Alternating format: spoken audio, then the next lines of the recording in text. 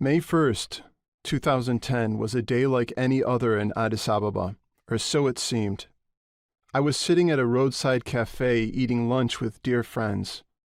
Betana was a favorite spot for Ethiopia's sizzling tips and sumptuous stews. As we chatted, the sun shined on our faces and a refreshing breeze streamed over the mountains encircling Ethiopia's capital city.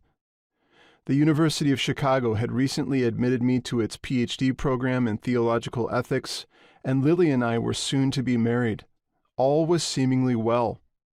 But inside, my spirit was deeply troubled. The previous year, I had returned to Addis Ababa to continue working as a pastor at one of the exploding Pentecostal churches in the city.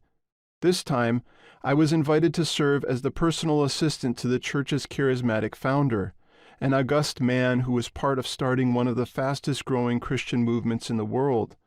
Later, he became a personal friend to Ethiopia's Pentecostal prime minister. But soon enough, I was forced to choose between my church community and my fiancé. Lily grew up in another church across town, and this marked her as other to my leaders. They warned that unless she submitted to them, she might infect their church with a foreign spirit through me and disrupt the church's favor with God. At the time, I expected to work with this community for the rest of my life. But after long and fruitless discussions, my mentor insisted on his ultimatum. I chose Lily, and I lost my place in the church. This painful event heightened my attention to othering. By othering, I mean seeing others as unrelated or less than ourselves. It's a sense of separation from, or even superiority to others. In Christian circles, othering can be triggered by something as simple as attending a different church, despite sharing almost identical beliefs.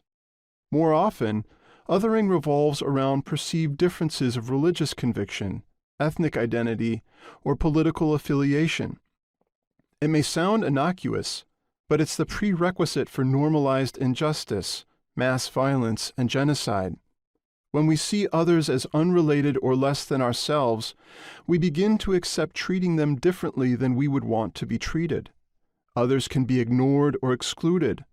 When othering becomes severe and we see others as less than human, their grief no longer saddens us, and we may see eliminating them as an existential necessity for our survival.